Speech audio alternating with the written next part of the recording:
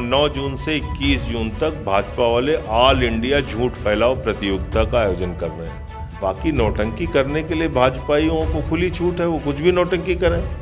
गरीबी मिटाने के बजाय गरीबों को मिटा दो बिल्कुल, तो उस काम में लगे हुए हैं लोग। उनमें आपस में प्रतियोगिता होगी, तुम ज़्यादा झूठ बोल सकते हो कि हम ज़्यादा झूठ बोल सकते हैं।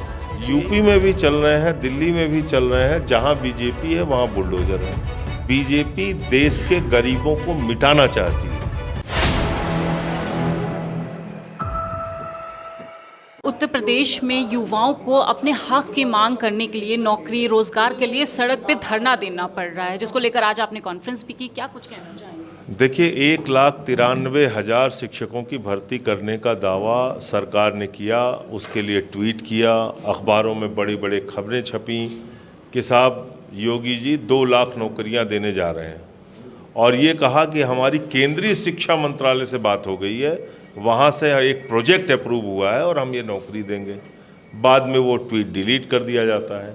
देखिए क्या है कि बीजेपी को यकीन हो गया है कि चाहे वो नौकरी दें ना दें, महंगाई कम करें ना करें, चाहे वो काला धन लाएं ना लाएं, जो कुछ भी वो करें, बावजूद इसके उनको वोट मिलता रहेगा, चुनाव जीतते रहेंगे हिंदू मुसलमान के नाम पे। इसलिए वो काम नहीं करते। तो जो प्रयागराज में नौजवानों का आंदोलन चल रहा है, मैं उनके समर्थन में हूँ, उनके साथ हूँ, उनकी भावनाओं का मैं सम्मान करता हूँ।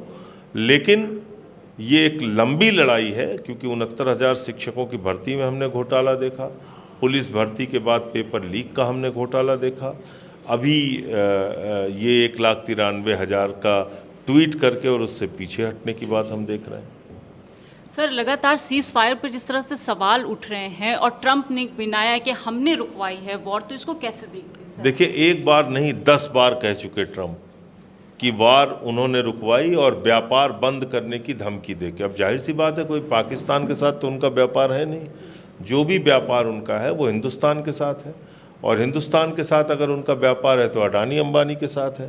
तो अपने दोस्तों के लिए प्रधानमंत्री जी ने देश के स्वाभिमान का और देश की संप्रभुता के साथ सौदा करने का काम किया है।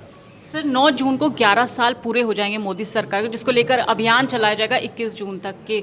तो उसमें जो मोदी जी ने काम किए उसको गिनाया। देखिए, 9 जून से 21 जून तक भाजपा वाले ऑल इंडिया झूठ फैलाओ प्रतियोगिता का आयोजन कर रहे हैं।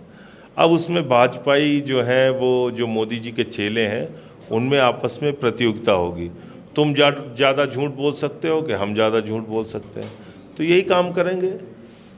मैं फिर दोहरा रहा हूँ, इन्होंने एक भी अपने वादे पूरे नहीं किए, तो इसलिए इनके पास गिनाने के लिए कुछ भी नहीं है सिवाय झूठ के। सर, बीजेपी के विधायक कहते हैं कि बकरा ईद के अवसर पे केक काटेंगे तो स्वागत किया जाएगा। इस पे आपको कैसे देख रहे हैं? तो विंध्याचल में भी हमारे यहाँ जो देवी जी को बलि चढ़ती है वो भी रुकवा देंगे, वहाँ जो काली मंदिर में बलि चढ़ती है वो भी रुकवा देंगे। बलि चढ़ाना हमारी परंपरा का हिस्सा है। पता नहीं वो बीजेपी वाले विधायक को पता है कि नहीं पता है। और बीफ काटने वाली कंपनी से तो उनकी पार्टी वाले चंदा लेते हैं, तो पहला धरना तो उनको वहाँ रखना चाहिए। मांस काटने वाली कंपनी से चंदा क्यों लेती है बीजेपी, उनको जाके दिल्ली में धरना देना चाहिए। और हिंदुस्तान में एक बड़ा वर्ग है जिसमें भारी संख्या में हिंदू भी हैं, वो नॉनवेज खाते हैं, तो इसलिए इस तरह की बातें करने का कोई मतलब नहीं। सर, राम मंदिर की प्राण प्रतिष्ठा दोबारा हो रही है, इसको आप कैसे देख रहे हैं? अब प्राण प्रतिष्ठा हिंदू धर्म के मुताबिक तो एक ही बार होती है। देवी देवताओं की प्राण प्रतिष्ठा एक बार ही होती है, ये हिंदू धर्म की मान्यता है। बाकी नौटंकी करने के लिए भाजपाइयों को खुली छूट है, वो कुछ भी नौटंकी करें। साइकिल स्टैंड का उद्घाटन करें, ऑटो स्टैंड का उद्घाटन करें, सीढ़ी का उद्घाटन करें, रैन बसेरा का उद्घाटन करें, सीढ़ी तोड़ के सीढ़ी बना के फिर उसका उद्घाटन करें, कुछ भी करें। सर, एक आखिरी सवाल, दिल्ली में बुलडोजर चल रहे हैं घरों पर, जबकि कह रहे थे कि झुग्गियों पे और उन पर खास ध्यान दिया जाएगा। यूपी में भी चल रहे हैं, दिल्ली में भी चल रहे हैं। जहां बीजेपी है वहां बुलडोजर है। बीजेपी देश के गरीबों को मिटाना चाहती है। बीजेपी का एक ही मकसद है, देश में गरीब मिटाओ। गरीबी मिटाने के बजाय गरीबों को मिटा दो बिल्कुल, तो उस काम में लगे हुए हैं लोग।